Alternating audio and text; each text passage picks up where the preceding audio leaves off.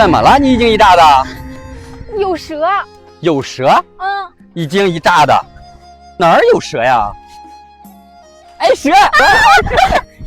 你跑什么呀？就一个绳子，看给你吓的。喂，姐。东子，一会儿我炖猪蹄儿，你过来吃吧。行，我们这就过去。姐炖的猪蹄儿，让我们过去吃，走吧。我不去了，你自己去吧。你忘了姐前2天怎么说我了？都是一家人，你还记仇了？没准这次去了，姐要给你道歉呢。走吧。我不想去，你自己去吧。我怕去了，姐又说我。有我在，她不敢。喂，姐。东子，我刚才忘了跟你说了，你自己来就行，别让丽儿来啊。不是，你怎么说话呢？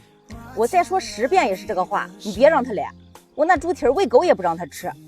有你这么当姐的吗？吃个破猪蹄儿，还特意打电话过来嘱咐我，不让你弟妹去。这以后谁还管你叫姐呀？她愿意叫就叫，不叫拉倒。你说姐，她也太过分了。她不让我去，你就自己去吧。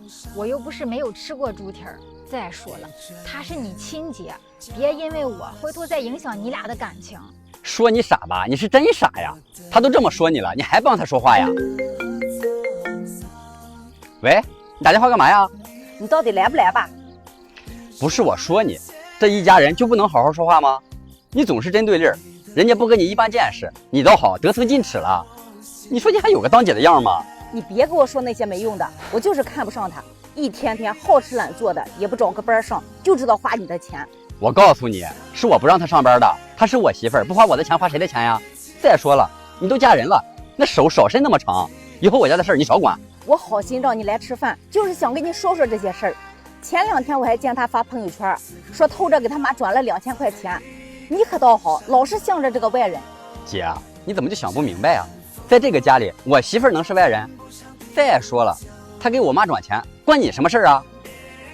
东子，你说你跟姐喊什么呀？不管怎么说，那也是你亲姐呀。我都不知道怎么说你了，不知道你是傻还是善良。你先回去吧，我出去一趟。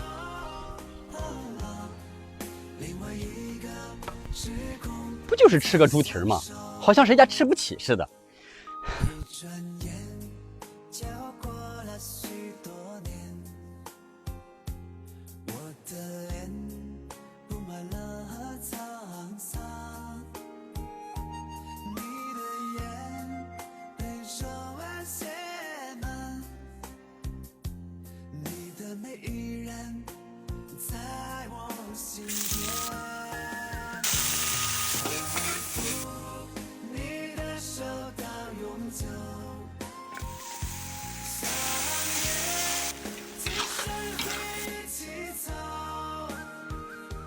丽儿，吃饭了，快尝尝我做的香辣猪蹄儿好不好吃？香辣入味，真好吃。说实话，你今天生气没有？我生什么气呀？姐不让我去，我就不去呗。只要你不跟她一样着就行。以后她再说你，你就给我怼回去，不用惯着她。我都舍不得说你，她凭什么说你啊？以后你想吃什么就跟我说，我给你做。好，快吃。嗯。